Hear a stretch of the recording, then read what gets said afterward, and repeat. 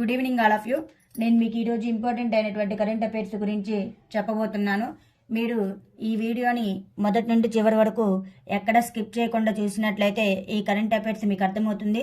అలాగనే ఈ వీడియో మీకు నచ్చినట్లయితే లైక్ మరియు సబ్స్క్రైబ్ చేసుకున్నట్లయితే డైలీ కరెంట్ అఫైర్స్ మీకు నోటిఫికేషన్ రూపంలో అప్డేట్ అవుతూ ఉంటాయి. భారతదేశంలో వాయు కాలుష్య సంక్షోభాన్ని ఎదుర్కోవడానికి ఏ సంస్థ సమగ్ర కార్యక్రమాన్ని ప్రారంభించింది? ప్రపంచ బ్యాంకు. విన్బిక్స్ 23 అనేది భారతదేశం మరియు ఏ దేశం యొక్క సైన్యాల మధ్య సైనిక వ్యాయామం? వియత్నాం. ఏ ఆసియా దేశం ఇటీవల తన సొంత అటవీ మరియు చెక్క సర్టిఫికేషన్ పథకాన్ని ప్రారంభించింది? భారతదేశం. వార్తల్లో కనిపించే రాజ్యాంగంలోని ఆర్టికల్ 370 దేనితో ముడిపడి ఉంది? జమ్మూ అండ్ కాశ్మీర్కు ప్రత్యేక హోదా. విష్ణు దేవ్ సాయి భారతదేశంలోని ఏ రాష్ట్రానికి కొత్త ముఖ్యమంత్రి? ఛత్తీస్గఢ్. ఏ క్రికెటర్కి అర్జున్ అవార్డు బీసీసీఐ సిఫార్సు చేసింది? మహమ్మద్ షమీ. ఏ దేశంలో తిరువల్లువర్ ఇటీవల ఆవిష్కరించారు? France.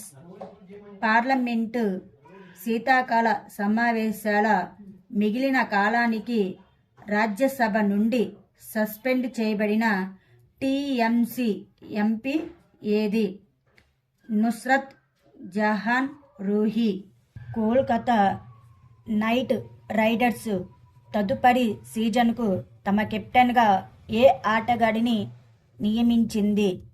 Shreyas Iyer. 2024 Booker Prize judging ప్యానెల్లో ఏ బ్రిటిష్ ఇండియన్ కంపోజర్ చేర్చబడ్డారు? Nitin Sawhney.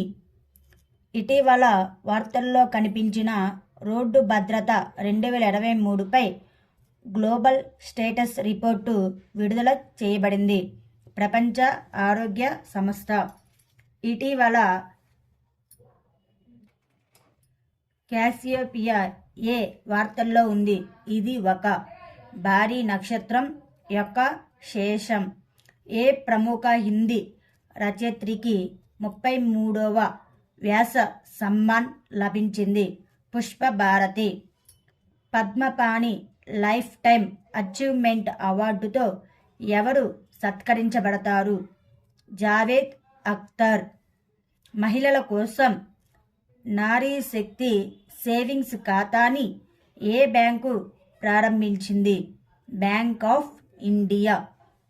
Global partnership on artificial intelligence summit ఎక్కడ నిర్వహించబడింది?